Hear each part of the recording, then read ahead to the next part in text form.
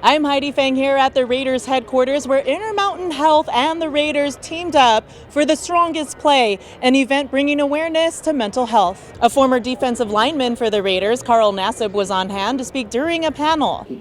How did you help yourself build resilience in all the different moves you had to make, going from team to team, dealing with the pressure, being an NFL athlete?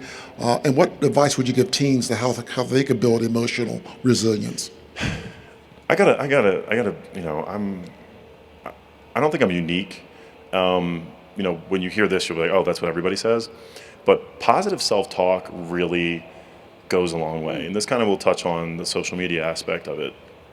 But I recently saw this video of this young girl. She might have been like 5 years old, like maybe the age of my niece, and she was wearing like maybe some like Disney princess dress, and she's looking at herself in the mirror, and she's twirling, and she's loving herself. And you wouldn't look at this girl and be like, oh, that's a narcissistic child.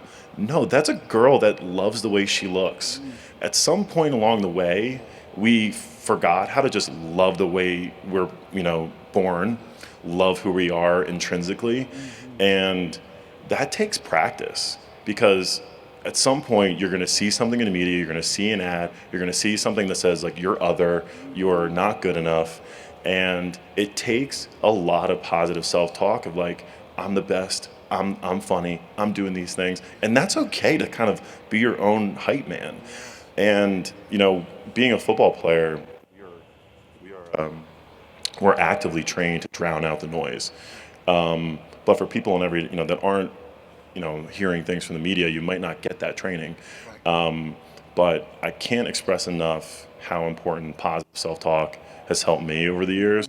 Getting fired publicly, being on bad teams, like all these different things that happen, you have to really believe in yourself. And that doesn't just come from once a day, come from one day. It comes from years of practice.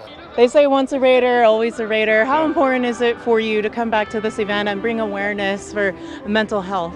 It's awesome. I mean, we're capping off Mental Health Awareness Month. We're here with the defensive line, Solly Thomas, who played here with me in 2021. That's his organization. So Intermountain has partnered with them many times, and I'm happy to be part of it. I love being back in Vegas. You made a big stride as an athlete coming out as openly gay when you were on active roster. First guy to ever do that in the NFL. Like, how important was that for you as an athlete? Yeah, it was a really, really big part of my life. I'm really thankful for all the support I got from the fans, from my teammates, from everybody. Life is amazing, and it's really cool to come back and kind of see it come full circle. But no, I feel very, very lucky to have had the support, and I know that not everybody gets that. So that's why I kind of feel very charged to give back and make sure that I'm kind of paving the way for other people to do the same.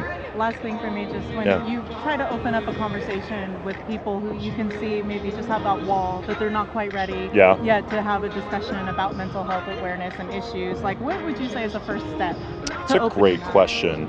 That is a great question. I think that just kind of finding common ground on like an issue, or maybe like you're both going through a similar scenario, and then navigating the scenario that involves a mental health struggle maybe can be a little bit of a pathway there. It isn't the easiest, and so it's okay to kind of keep trying, you know what I mean? And as long as you keep trying, I think that you'll find your way.